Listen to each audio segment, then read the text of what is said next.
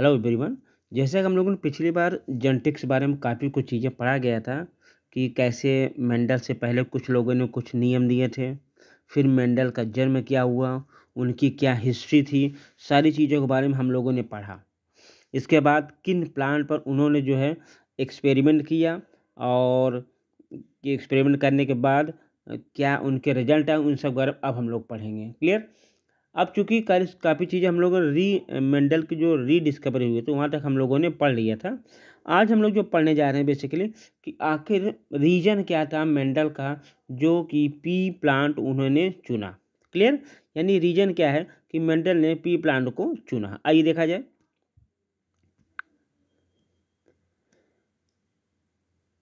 कहते हैं कि रीजन क्या है, सिलेक्शन का रीजन क्या है। हमको क्या देखना है कि रीजन आखिर मेंडल पास कौन कौन से रीजन थे जिन्होंने पी प्लांट को चुना। किसको चुना? पी प्लांट को चुना, यानी पाइजम सटाइवम को उन्होंने चुना। इसका क्या रीजन है? ठीक है, आइए देखते हैं। उनका जो पहला रीजन ये था कि ये जो प्लांट था पी प्लांट ये एनुअली था। कैसा था? एनुअली था। एनुअली मतलब साल भर के अंदर इसकी लाइफ साइकिल कंप्लीट हो जाती थी। एनुअली सही देखा जाए तो एक सीजन के अंदर जिसकी लाइफ साइकिल कंप्लीट हो जिसको बोलते हैं एनुअली। और क्या था? और इसे आसानी से यानी easy to growing, easy to growing आसानी इसको क्या से बोया जा सकता है। ठीक है। और क्या रीजन? दूसरा रीजन ये था कि ये बाइसेक्सुअल प्लांट था। कैसा था? बाइसेक्सुअल फ्लावर था। क्यों? क्योंकि इसके अंदर मेल और फीमेल रिप्रोडक्टिव स्ट्रक्चर आपके दोनों थे, इसलिए इन्होंने चुना। क्लियर। तीसरा क्या रीजन था इसका? तीसरा इनका रीजन ये था कि ये जो है आपका पहले जो तो सेल्फ पॉलिनेटेड प्लांट था। कैसा था? सेल्फ पॉलिनेटेड प्लांट था। जब ये सेल्फ पॉलिनेटेड प्लांट है, लेकिन जो मेंडल ने इसको क्या किया? क्रॉस पॉलिनेशन कराया। कौन सा कराया? क्रॉस पॉलिनेशन कराया बाय द प्रोसेस ऑफ इमस्कुलेशन। आइए देखते हैं इमस्कुलेशन होता क्या है। ध्यान से देखिएगा कि इमस्कुलेशन क्या होता है। इमस्कुलेशन हम क्या करते हैं कि मेल पार्ट जो होता है किसी भी प्लांट का, जो मेल पार्ट होता है उसको हम लोग वहाँ से निकाल देते हैं, तो उसको हम लोग क्या बोलते हैं? आपका इमस्कुलेशन। क्लियर है। उसमें क्या होगा कि कहते हैं कि इमस्कुलेशन होगा कि removal of anther before dehiscence. ये देखो यहाँ पे देखिए, यहाँ पे है, यहाँ पे ये देखिए, यहाँ पे देखिए, ये पी प्लांट आपका है। ये पी प्लांट आपका पेटल हो गया, स्टिग्मा हो गया, और ये एंथर हो गया। यहाँ पे इस एंथर को क्या किया गया है? इसको कट कर दिया गया है। देखो यहाँ पर बहुत बेहतरीन तरीके से इसको जो है देखिए, यहाँ पर ये जो एंथर था इसको क्या कर दिया? कट कर दिया गया है। और जब ये कट कर देगा तो एंथर को क्या कर दिया? रिमूव कर दिया गया। तो क्वेश्चन बहुत अच्छा आता है कि व्हाट इज द इमस्कुलेशन। कहते हैं कि removal of anther before dehiscence, यानी अपने आप एंथर गिरने से पहले उसको कैंची से काट दिया गया है। उसके बाद क्या कर दिया गया है? इसके ऊपर मेंडल ने अपने अनुसार उस पर पॉलन ग्रेन को स्प्रे किया। लेकिन लिखा ट्रांसफर ऑफ पॉलन ग्रेन, यानी इस का जो है पॉलन ग्रेन दूसरे प्लांट का जिसका वो कराना चाहते हैं उसका पॉलन इसके ऊपर ट्रांसफर कर दे रहे हैं। क्लियर है। तो एंथर को रिमूव किया, उसी को कहते हैं इमस्कुलेशन। भूलिएगा नहीं, एक नंबर का कभी कभी आता है कि आखिर इमस्कुलेशन क्या है। इमस्कुलेशन मतलब होता है removal anther before dehiscence. Clear है। तो ये तीन चीज़ें थी जो कि मेंडल ने इस प्लांट को चुनने का कारण बताया। क्लियर। पहले क्या था? एनुअली था, यानी एक वर्षीय था, जिसकी वजह से ये आसानी से लाइफ साइकिल कंप्लीट हो जाती थी। बाइसेक्सुअल था, सेल्फ पॉलिनेटेड प्लांट था, लेकिन हुआ क्या है? इसको उन्होंने क्रॉस पॉलिनेशन कराया। क्या कराया? क्रॉस पॉलिनेशन कराया। अब बात आती है कि आखिर मेंडल का जो रीजन क्या, सक्सेस का। अभी तक हमने देखा कि रीजन था प्लांट को सिलेक्ट करने का। क्लियर। अब रीजन है सक्सेस, यानी मेंडल को सफलता क्यों मिली। मेंडल को सफलता क्यों मिली, इसके पीछे भी क्या रीजन है। क्लियर। तो इसके पीछे सबसे बड़ा रीजन क्या होता है कि वो हर जगह रीजन वही होता है जो एक नॉर्मल सक्सेस पाने के लिए हर आदमी, जैसे पहली चीज़ क्या होता है हार्ड वर्किंग, ये नहीं, ये मेंडल तो हार्ड वर्क किया था लेकिन उसको लिखना नहीं है। कहते हैं कि जब आप किसी एक लक्ष्य पर अपने ध्यान को केंद्रित करोगे तो सिलेक्शन या सक्सेस होना ही होना है। तो इसका सक्सेस का सबसे बड़ा कारण कहता है कि मंडल ने जो है आपका सिंगल कैरेक्टर, कौन सा, उन्होंने हमेशा यूज किया आपका सिंगल कैरेक्टर। जब उन्होंने सिंगल कैरेक्टर यूज किया या एक या दो कैरेक्टर यूज किया जिसके कारण उनको सबसे बड़ी सफलता हुई। तो सफलता भी सबसे बड़ा रीजन क्या है कि सिंगल या मोर देन वन नहीं, सिंगल एक या दो, बस ज़्यादा उन्होंने कैरेक्टर को ध्यान नहीं दिया। जब उन्होंने इस चीज़ को ध्यान दिया, यानी कहने में जैसे कलर लिए तो कलर लिया, कलर लिया तो कलर लिया, या कलर के साथ एक कैरेक्टर और ऐड कर दिया। क्लियर, यानी फ्यू कैरेक्टर, यानी बहुत ज़्यादा कैरेक्टर नहीं कि 10-20 कैरेक्टर एक साथ ले लिए, उन्होंने सिर्फ एक या दो कैरेक्टर को ऐड किया जिसके कारण वो उनको सफलता मिली। दूसरा सबसे बड़ा क्या रीजन, दूसरा सबसे बड़ा रीजन क्या है, क्वांटिटेटिव। कौन सा, क्वांटिटेटिव कैरेक्टर उन्होंने चूज किया था। क्वांटिटेटिव कई बार पूछा गया है कि दो, पहला क्या था आपका, पहला आपका था सिंगल कैरेक्टर और दूसरा आपका क्या क्वांटिटेटिव। क्वांटिटेटिव स्टडी उन्होंने किया था, क्वांटिटेटिव मतलब जो है ना नंबर, कि इतने आपका रेड आए, इतने आपके वाइट आए, इस तरह कैरेक्टर उन्होंने अलग किया कि मतलब 1000 प्लांट को उन्होंने ब्रीड कराया तो 900 इतने आए, 300 इतने आए, इस तरीके से उन्होंने बताया। तो दो अप्रोच, एक तो आपका फ्यू कैरेक्टर यूज़ किया, दूसरा क्वांटिटेटिव एनालिसिस किया, स्टडी किया, जिसके कारण मेंडल को सक्सेस मिली। क्लियर, ध्यान रखिएगा। अब बात आती है कि कौन से ऐसे कैरेक्टर थे उन्होंने मेंडल ने चूज किया। सबको पता है कि उन्होंने 7 पेयर कैरेक्टर किया ना, 7 पेयर कैरेक्टर किया था, और वो भी कौन सा, अपोजिट, या उसी को बोलते हैं कॉन्ट्रास्टिंग कैरेक्टर। कौन सा, कॉन्ट्रास्टिंग, जैसे रेड है, वाइट, इस तरीके कैरेक्टर किया। आइए देखते हैं कि कौन कौन से कैरेक्टर आपके हैं, देखा जाए। ये देखो यहाँ पर कैरेक्टर दिया हुआ है,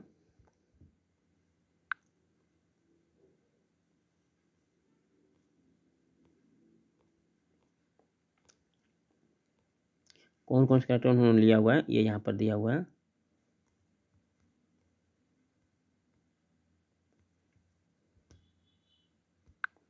देखा जाए, लिखा हुआ है पहला कैरेक्टर, देखो लिखा है सीड। सीड, सीड का शेप लिया गया और कलर लिया गया, ध्यान रखिएगा। ये पहला उन्होंने कैरेक्टर पॉइंट किया। पहला क्या हुआ, उन्होंने क्या चयन किया, सीड का शेप और सीड का कलर। सीड का शेप में एक होता है डोमिनेंट ट्रेट, एक होता है रेशियो ट्रेट। इसको अभी लोग आगे डिस्कस करेंगे डोमिनेंट रेशियो क्या होता है, पहले थोड़ा समझते हैं। तो सीड का जो शेप होता है वो राउंड, डोमिनेंट में कौन था, राउंड। राउंड का मतलब जैसे हम लोग मार्केट में कभी जाते हैं तो जिसमें बढ़िया बढ़िया गोला गोला दाना रहता है वो हमेशा डोमिनेंट, वो ज़्यादा महंगा भी बिकता है, पीछे 60 रुपये किलो, और जो रेशो जो बिल्कुल झुर्रीदार पट्टेदार रहेगा वो आपका 20 रुपये किलो रहेगा। तो सबसे अच्छा उन्होंने जो डोमिनेंट कैरेक्टर दिया वो राउंड, और रेशियो में कौन से लिया उन्होंने, रिंकल। रिंकल मतलब बिल्कुल झुर्रीदार, इसको बोलते हैं झुर्रीदार, गोलाकार झुर्रीदार। दूसरा क्या है, सीड के कलर लिया। आप जानते हो कि हमेशा जो मटर का जो कलर रहेगा उसका, जैसे कि जाइए भैया 1 किलो मार्केट से मटर का दाल लाइए तो आपको ज़्यादातर मटर का दाल कैसे मिलेगा, पीला मिलेगा। कैसे मिलेगा, पीला। ग्रीन कब मिलेगा, जब वो ताज़ा ताज़ा पैदा हो रहा होता, उस समय उसका कलर कैसा रहता है, हरा रहता है। तो पहला क्या है, सीड का शेप, दूसरा सीड का कलर। तीसरा आपका आता है फ्लावर। फ्लावर का कलर, देखो उन्होंने क्या दिया, फ्लावर का कलर दिया। फ्लावर का कौन सा कलर दिया हुआ है, वायलेट। वायलेट शायद आप यहाँ पे आपका रेड भी लिख सकते हैं, और इसके बाद वाइट। ये वायलेट या रेड क्या है, डोमिनेंट है, और वाइट क्या है, एरेस्टिव कैरेक्टर है। ठीक है। और तीसरा उन्होंने जो लिया, तीसरा उन्होंने किया पॉट का शेप और पॉट का कलर। पॉट मतलब उसका जो छिलका होता है। तो छिलका एक होता है आपका फुल, फुल मतलब बिल्कुल फूला हुआ, कहते हैं जो भाई मटर, फूली वाली मटर दीजिएगा, बिल्कुल चपटा भरा रहा, तो ये आपका फुल है, इसको बोलते हैं इनफैटेंड, या ये आपका या तो चपटा वाला कॉन्स्ट्रिक्टेड। क्लियर, कौन मतलब पिचका हुआ है दोबारा से, कहते हैं जो पट्टा हुआ भैया मटर हमको मत दीजिएगा, बढ़िया दानेदार मटर दीजिएगा, तो ये पट्टा हुआ वाला कौन सा, कॉन्स्ट्रिक्टेड वाला। तो ये रेसिव है, और ये आपका फुल, इसको इनफैटेंड बोल सकते हो। और पॉट का कलर जानते हो ज़्यादातर कैसा होता है, ग्रीन होता है। येलो कब होगा, जब पक जाएगा, लास्ट में जब होगा तब उसमें कैसा होता है, रेड। यानी रेड बहुत कम, सॉरी येलो, येलो जो बहुत कम समय के लिए होता है। तो मटर की दाल देखा जाए तो हमेशा येलो, ज़्यादातर आपको येलो मिलेगी। लेकिन अगर मटर का वो क्या बोलते हैं पॉट के बारे में देखोगे, छिलका वाले को, हमेशा आपको ग्रीन दिखेगी। ये ध्यान रखिए, सीड की बात हो तो येलो डोमिनेंट है, और पत्ते की बात हो तो आपका ग्रीन डोमिनेंट है। क्लियर है? आइए और एक चीज़ में है, यहाँ पर देखिए पॉट का शेप भी हो गया। अब आते हैं पॉट का कलर भी हम लोगों ने देख लिया। अब बात आती है पॉट के कलर के बाद फ्लावर की पोजीशन।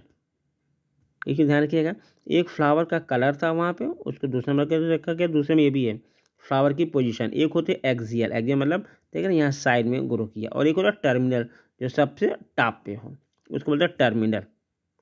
एक्सियल और टर्मिनल, ये दो कैरेक्टर रखेंगे। तो फ्लावर में फ्लावर का कलर और फ्लावर की पोजीशन, ठीक है, ये आपको का 6 कैरेक्टर।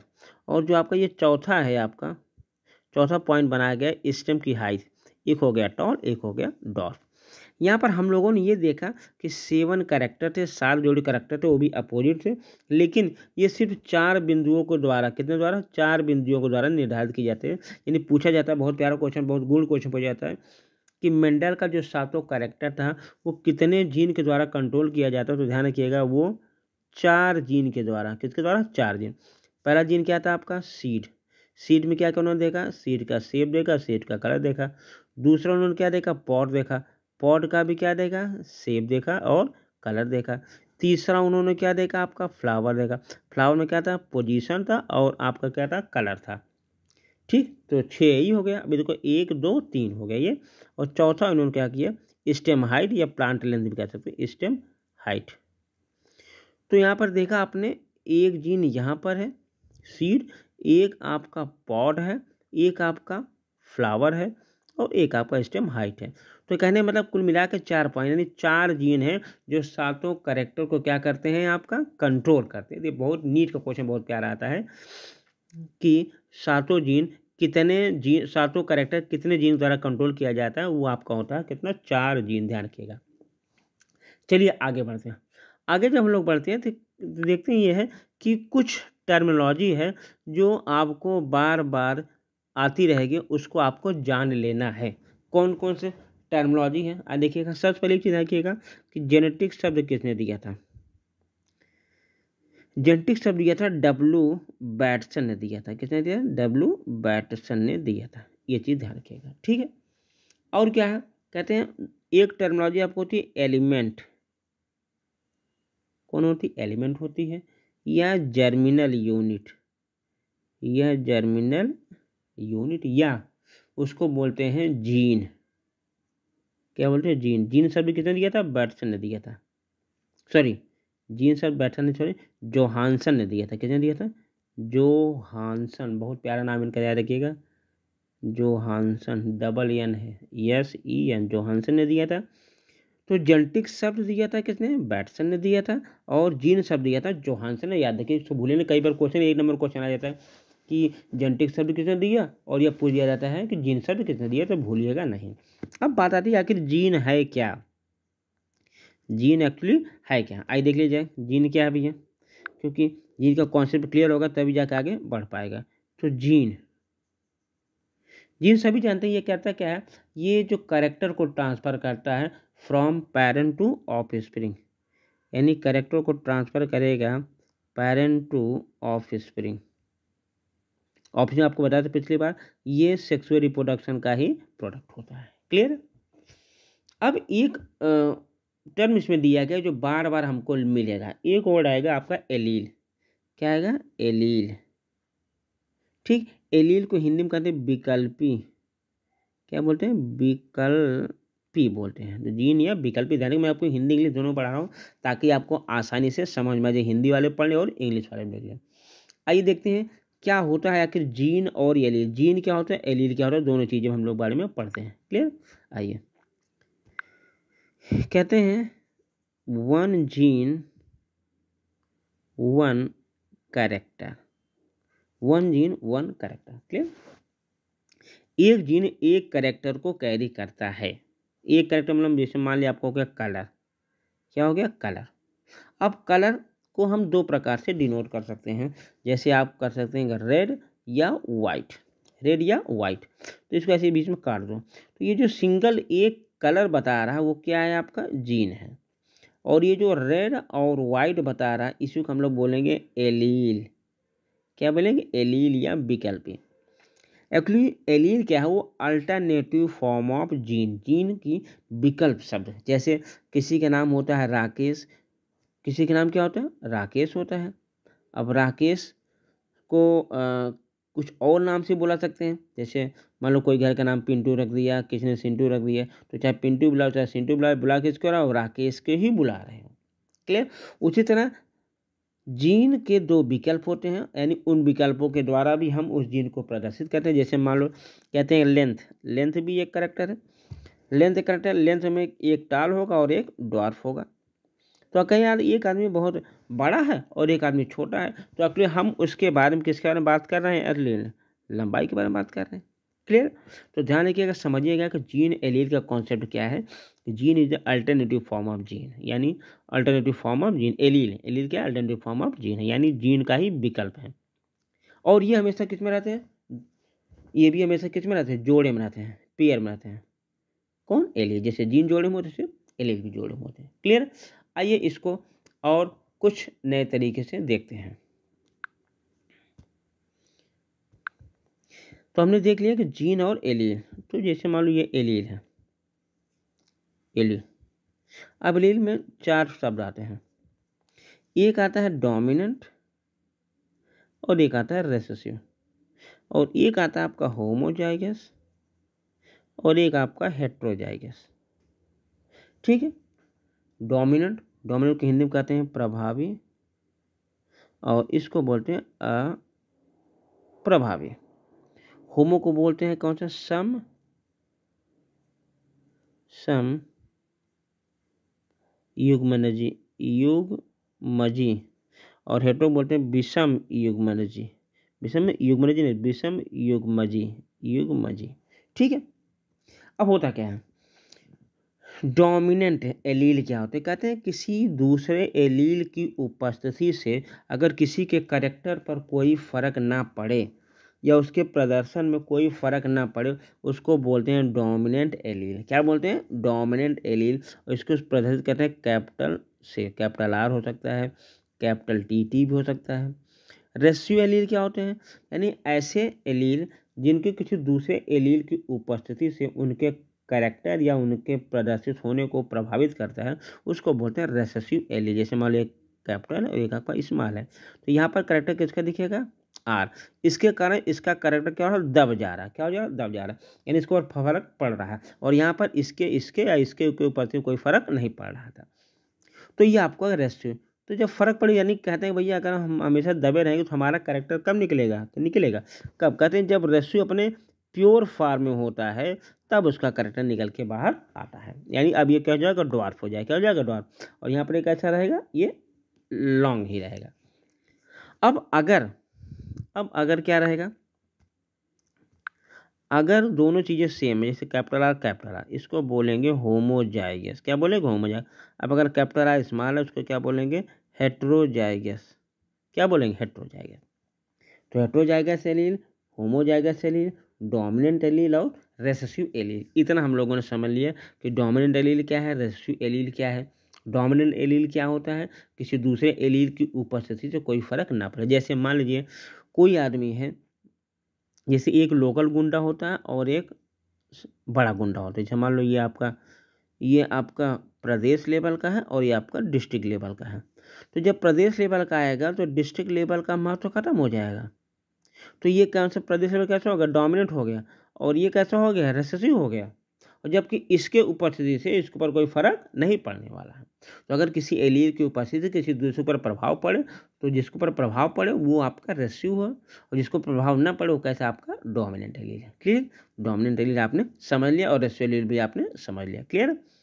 एक चीज़ और पूछा जाता है कि आखिर जो जीन होते हैं, जो आपके क्या होते हैं, जीन होते हैं, कहते हैं जीन जो होते हैं वो क्रोमोसोम के ऊपर पाए जाते हैं। कहाँ पाए जाते हैं, क्रोमोसोम के ऊपर पाए जाते हैं। इसको किसने दिया था, मार्गन एंड ब्रिज ने दिया था। किसने दिया था? ब्रिज ने दिया था। कहा था कि जो जीन होते हैं वो क्रोमोसोम के ऊपर क्या होते हैं? उपस्थित होते हैं। ठीक है। और भी कुछ चीज़ें हैं जो हम लोग देख लेते हैं कि जो इससे रिलेटेड है। कुछ टर्म बार बार आते हैं, ध्यान रखिएगा। जैसे एक टर्म होता है जीन लोकस। क्या होता है? जीन लोकस एक टर्म होता है। Gene locus. जीन लोकस मतलब होता है कि जीन का वह स्पेसिफिक स्थान जो क्रोमोसोम के ऊपर पाया जाता है। यानी ये मान लो क्रोमोसोम है, इसके ऊपर यहाँ पे जीन है, तो आपका क्या हो गया? ये हो गया जीन लोकस हो गया। यानी क्रोमोसोम का वह स्थान जहाँ पे जीन उपस्थित होते हैं उसको हम क्या बोलते हैं? जीन लोकस बोलते हैं। क्या बोलते हैं? जीन लोकस होते हैं। अब एक वर्ड आपका आता है कि जीन लोकस भी आपका हो गया। हाँ, एक कभी कभी पाया जाता है कि होमोलागस क्रोमोसोम। क्या कहा जाता है? Homologous chromosome. होमोलागस क्रोमोसोम मतलब क्रोमोसोम बेटा देखो हमेशा पेयर में रहेंगे। अगर पेयर में है लेकिन जीन जिस स्थान पर प्रेजेंट हैं, सेम स्थान पर, मान लीजिए क्रोमोसोम आपका ए है या आपका बी है, जीन आपका यहाँ कैपिटल है, स्मॉल है, या कैपिटल ए यहाँ पर भी है, यानी दोनों क्रोमोसोम पर जो जीन की लोकेशन है वो सेम स्थान पे है। हाँ, अब वो डोमिनेंट हो सकते हैं, रेसिसिव हो सकते हैं, यानी उनके एलील चेंज हो सकते हैं, बट पोजीशन दोनों का सेम रहेगा। अब डोमिनेंट एलील है तो कैपिटल है, रेसिसिव एलील है तो कैपिटल है, स्मॉल है। क्लियर? यानी किसी भी क्रोमोसोम पर जीन की जो पोजीशन होती है उसे जीन लोकस कहते हैं। अगर दोनों क्रोमोसोम पर जीन की लोकेशन सेम है तो बोलेंगे होमोलॉगस क्रोमोसोम बोलेंगे। क्लियर? आइए और एक चीज़ हम लोग लगे हाथ देख लेते हैं। कुछ टर्म को नहीं जानोगे तो आपको पढ़ना थोड़ा सा मुश्किल। जैसे एक वर्ड आपको आता है फिनोटाइप। फिनोटाइप को कहते हैं लक्षण प्रारूप। क्या बोलते हैं? लक्षण प्रारूप। यानी जो हमको विजुअली दिखाई दे रहा है, जो हमको विजुअली दिखाई, जैसे मान लीजिए आपको दिखाई दे रहा है वायलेट कलर का दिखाई दे रहा है, ठीक है, तो जो हमको, और ये ग्रीन कलर दिखा रहा है, ये जो विजुअली हमको दिखाई दे रहा है इसी को हम लोग बोलते हैं फिनोटाइप। क्या बोलते हैं?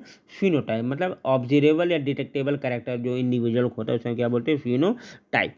क्लियर? अब इसे यहाँ पे इस टाइम हाइट दिया हुआ है, अब इस टाइम यहाँ पे टॉल है, अब ये टॉल है तो टॉल क्या हो गया आपका? फिनोटाइप हो गया। डॉर्फ क्या हो गया? फिनोटाइप हो गया। लेकिन अब ये क्या है? स्टेम, अब चूंकि ये प्योर है कि इम्प्योर टॉल है, ये एक टर्म होता है उसको बोलते हैं जीनोटाइप। क्या बोलते हैं? जीनोटाइप। इसको बोलते हैं जीन प्रारूप।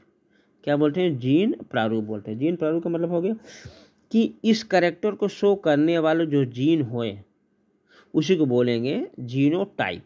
अब जीनोटाइप मतलब जैसे मान लीजिए लॉन्ग है तो कैपिटल टी या कैपिटल टी स्मॉल टी।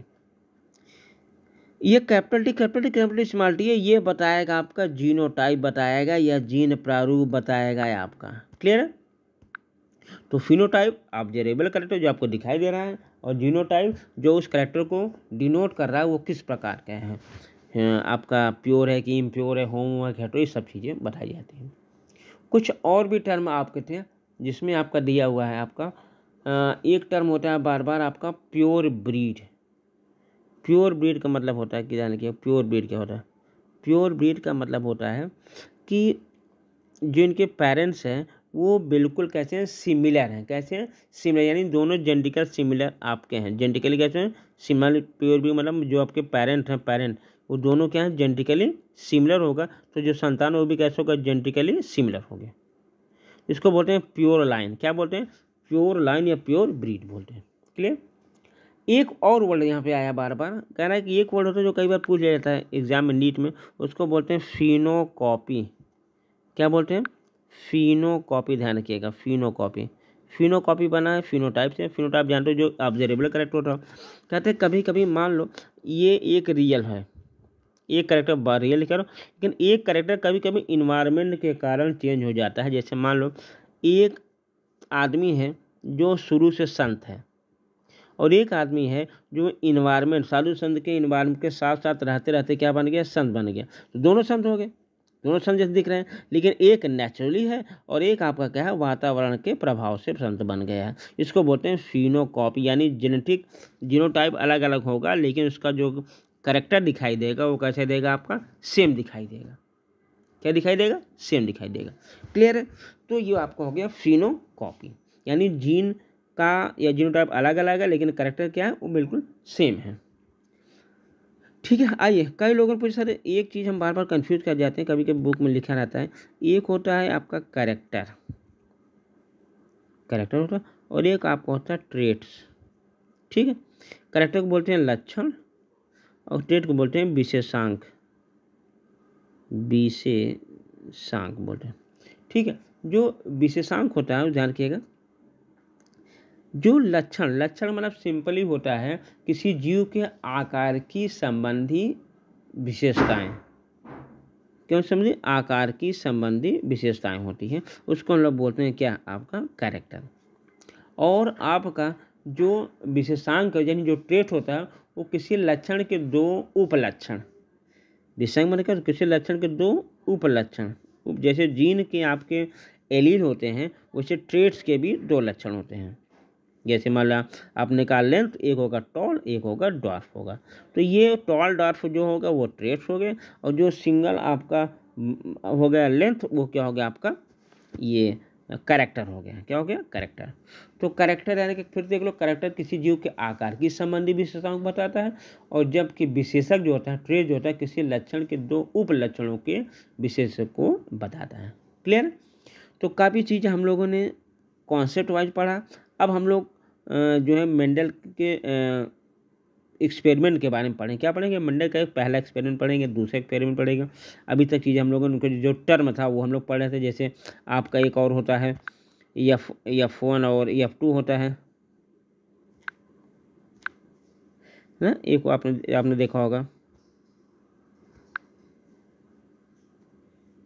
एक आपने देखा F1 और F2, यानी पहली पीढ़ी और दूसरी पीढ़ी। कौन सी, पहली पीढ़ी और दूसरी पीढ़ी, यानी F1 जनरेशन, और उसको बोलते हैं F2, यानी फर्स्ट फीलियल और सेकंड फीलियल जनरेशन होते हैं। क्लियर, फर्स्ट फीलियल और सेकंड फीलियल जनरेशन होगा। तो अभी हम लोगों ने सिर्फ टर्म पढ़ा, क्योंकि ये टर्म पढ़ना बहुत जरूरी है, क्योंकि आगे जब हम लोग पढ़ेंगे ये टर्म बार बार आएंगे, और जब टर्म बार बार आएंगे तब हमको उसकी क्या होगी, ज़रूरत पड़ेगी, तब हम कन्फ्यूज जाएंगे। इसलिए हमने सारे टर्म को एक बार डिस्कस कर दिया है। और अब जो हम लोग नेक्स्ट टॉपिक शुरू करेंगे उसमें आपका क्या रहेगा, उसमें रहेगा आपका पहला एक्सपेरिमेंट, यानी मोनोहाइब्रिड क्रॉस, डाईहाइब्रिड क्रॉस। ये जब हम लोग पढ़ेंगे तो अब जाके और अच्छे से कॉन्सेप्ट क्लियर हो जाएगा। अभी सिर्फ क्या करिएगा, जैसा मैं बता रहा हूँ वैसे आप रिवाइज करिएगा, जिन जिन चीज़ों को हमने बताया है उसका नोट बनाइएगा। कोई दिक्कत हो कमेंट बॉक्स में ज़रूर डालिएगा। और ध्यान रखिएगा, जैसे मेंडल का सक्सेस का जो मूल मंत्र था वो था सिंगल माइंडेड अप्रोच, यानी किसी एक चीज़ के पीछे पड़ जाना, उसी पर रिसर्च करना। हमारे में सिंगल माइंडेड अप्रोच होना चाहिए कि हमें चाहे नीट देना है कि TGT PGT देना, किसी भी ना उसको मूड बना कर बैठ जाओ और कॉपी निकालो, कॉपी निकालनी चाहिए, लिख लो क्या टारगेट आपका है, क्या बनना चाहते हो आप लाइफ में। जब तक आप लिखोगे नहीं तब तक आप बनोगे नहीं, देख लेना। जब लिखोगे तब दिमाग कुछ और काम करेगा, क्योंकि आपके अंदर एक अवचेतन मन होता है, वो अवचेतन मन सिर्फ आपके कमांड्स को देखता है। अगर आप कमांड देख रहे हैं हमको नीट क्रॉस करना है तो नीट को क्रॉस कराएगा, और अगर आपको हमको TGT PGT क्रॉस करना है तो TGT PGT क्रॉस कराएगा। और जब दोनों में कन्फ्यूज हो रहा है तो अवचेतन मन में कन्फ्यूज हो रहेगा, आप किसी में सेलेक्ट नहीं हो पाएगा।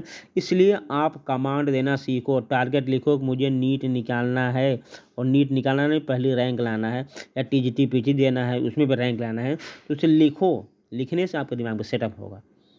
मैं बार बार इसे कहता हूँ कि मंजिल मिल ही जाएगी यूं ही भटकते भटकते, गुमराह तो हैं जो घर से निकले ही नहीं हैं, यानी उन्होंने अपना दिमाग अभी तक सेट किया ही नहीं है। तो पहले दिमाग सेट करो कि आप लोग करना क्या है, क्योंकि हार्ड वर्क तो बहुत ज़रूरी होता है। हार्ड वर्क तो आपका मेन तो आपका है ही।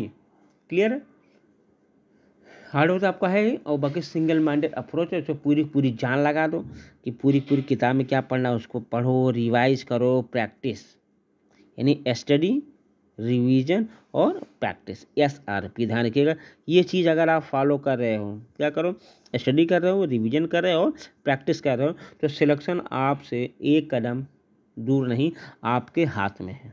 तो ध्यान रखिएगा कि सबसे पहले जरूरी क्या, स्टडी। लोग स्टडी नहीं करते हैं, कभी कभी प्रैक्टिस करने लगते हैं तभी फेल हो जाते हैं, और प्रैक्टिस करोगे पढ़ो तब भी फेल। यानी 3 चीज़ें आपके लाइफ में होना चाहिए अगर आप स्टूडेंट लाइफ में हैं। क्या है, स्टडी, रिवीजन और प्रैक्टिस, SRP। ये सक्सेस का मूल मंत्र है। क्या कि पढ़िए, रिवीजन करिए, प्रैक्टिस करिए, जितना ज़्यादा प्रैक्टिस, इसमें ज़्यादा जो परसेंटेज हो किसका है आपका, प्रैक्टिस का है। मोर प्रैक्टिस मोर विनर, ध्यान रखिएगा, क्लियर।